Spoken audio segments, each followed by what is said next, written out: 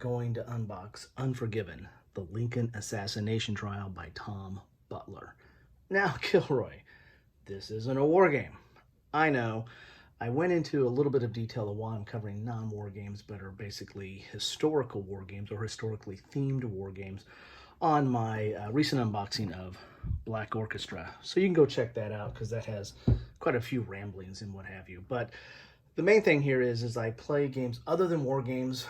I've really been focused on war games a lot over the last few years, but I do play games other than war games. And the one thing that I really like the most about war games is the history. I like exploring history, and so things that have a historical theme to it really check a lot of my boxes and that I really like. And so Unforgiven fits into that. It's number one, it's based on historical events, the trial of the Lincoln assassination, and dealing with Mary Surratt, who was the owned the house where the conspirators met. And actually that's in DC.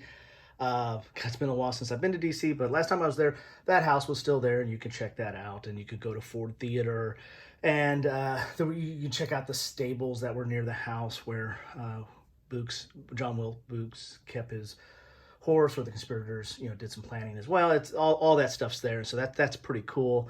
So I'm interested in getting into this game and see how some of those events play out in the trial and how the trial's done. I'm also interested in trial games or lawyer type games because I am a lawyer. Don't hold that against me. But I've always been interested in how games recreate the law or trials. And there's really not a lot of games on law and trial. And I might go into that in a separate piece at one time. But, one of the first games out there was Point of Law by Avalon Hill. It's a bookcase game, and that's not good. I mean, well, at least for me, it really wasn't all that good of a game. But there's been some recent games like Lawyer Up, which does a pretty good job of the theming. Again, this is not historical at all. This is just kind of made up cases. But then you also have stuff like High Treason, which is again, it's a historical trial of Louis Riel in 1885, dealing with the Northwest Rebellion up in Canada. And this is a really good game, and I like how they did the legal aspects of things here. This one does it a little bit differently, so I'm kind of interested in getting into this. I think this one kind of goes into more Euro-type mechanics.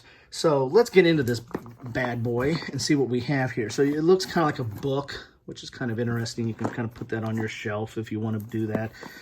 But what you have here is this is a two-player game.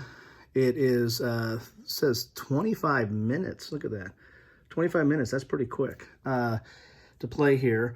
You get 84 trial cards, 9 juror tiles, 2 reference cards, 1 juror board, 1 justice marker, 14 trial dice, 1 dice bag, and 40 sway tokens. They got special dice here. It's kind of a dice rolling game. And you have cards that are really kind of drive the play in this game. So let's tear into this and see what we have here. And again, it looks like a book, so you can open up the book. I wonder how that is. Ooh, there we go. Oh, it's got a little magnetic. It's kind of nice, little magnetic strip right here. Here's some tokens that you're going to get in there.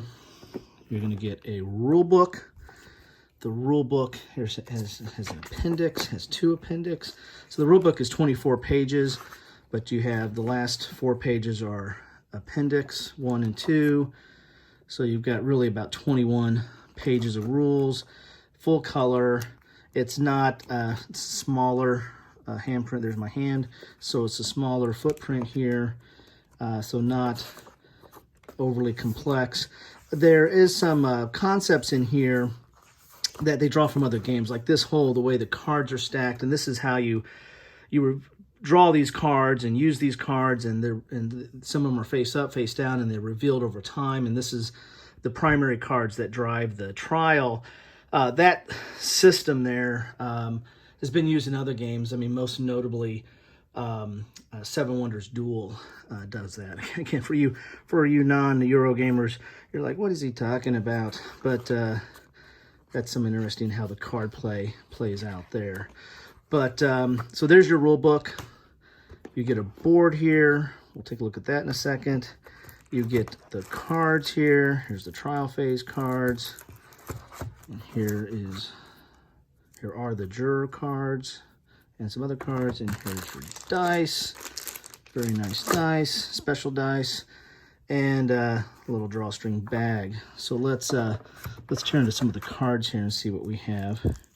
Now this is going to recreate the trial. So you're going to have the jurors. It was a military trial, a tribunal. So that's a little bit different than what we're used to seeing.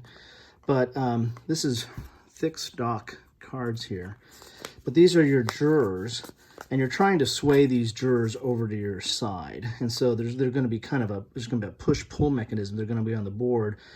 And if you're defending Surratt, then it was going to go that direction. If you're prosecuting, you're trying to go this direction. And eventually you can get them all the way on your side, and you kind of lock that juror. So it's a little bit different system than some of those other games I pointed out to you of how they're dealing with the jurors. And there's a lot of iconography, which is typical of hero games, and what they mean certain things, and give you certain benefits and the like. So, but these are the actual jurors. Again, it was a military tribunal, so there's the actual jurors, and you're going to kind of do a push-pull or tug-of-war to sway them over to one side or the other, and eventually get them on your side, so you win the case, or win your side, either win the defense or win for the prosecution. And here's a spoiler alert. Prosecution won, and she was hung. Not a hung jury, but a hung defendant. Any comments you guys would like to hear about that? What you think about it? If you played this game, what do you think about it? Have you played some legal games in general, or the history of it? What do you think? Do you think she got a bum rap?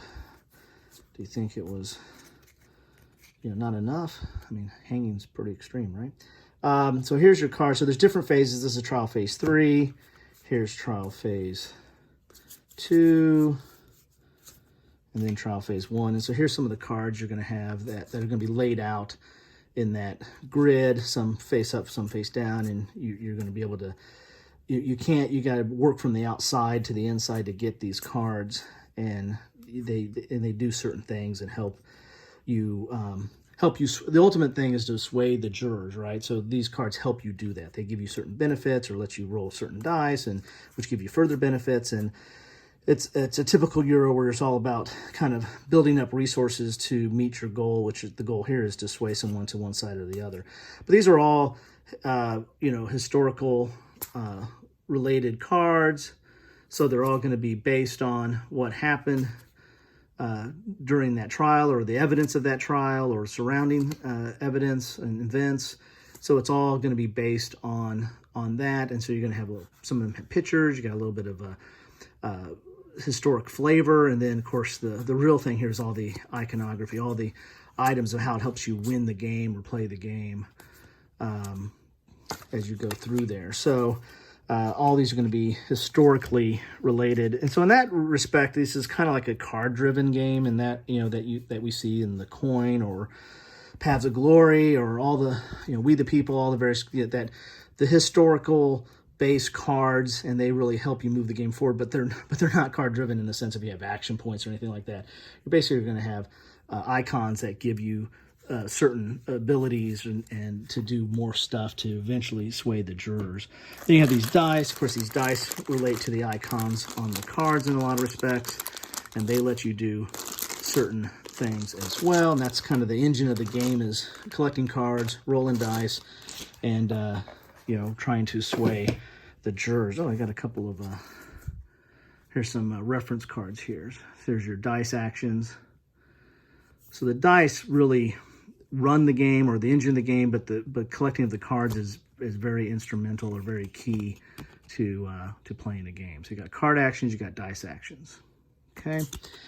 Then board here. Board's not super big, but as you can see here, so this is the prosecution, this is the defense, and so you're going to have jurors here, and you're going to move them down, move them down, move them down. Eventually, you can move them off the board, and then they're on your side. So this would be for the prosecution. If this guy moves up to here, they're going to be for the defense, and your goal is to get a certain number of those so you can win the game.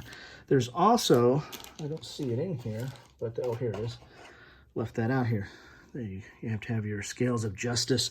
They're going to be on this board here, and this is kind of part of the tug of war. So if you can get the jurors all to your side, or a certain number of jurors to your side, and you start out with a few, I think, in that you've already convinced or that they're leaning towards your position.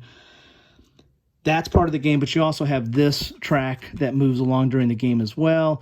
And if it ever gets to here, that's guilty. The prosecution's going to win.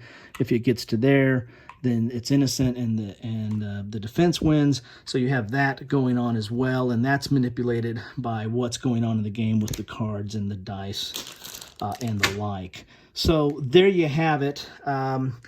This is the main heart of the game. Is the key to the game, or the goal of the game, is to get the jurors onto your side or get a guilty or defense verdict by using, drawing these cards and using actions and rolling these dice and using actions. So that is what you get in a box of Unforgiven. Again, love to hear your thoughts on this. If you guys are dyed-in-the-wool war gamers, this is probably not much of an interest to you, but some of you out there I know are really more into the history of the hobby, so I'd like to know what you guys think about this, and what your thoughts are.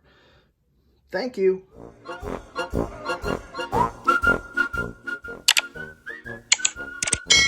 Thanks for watching.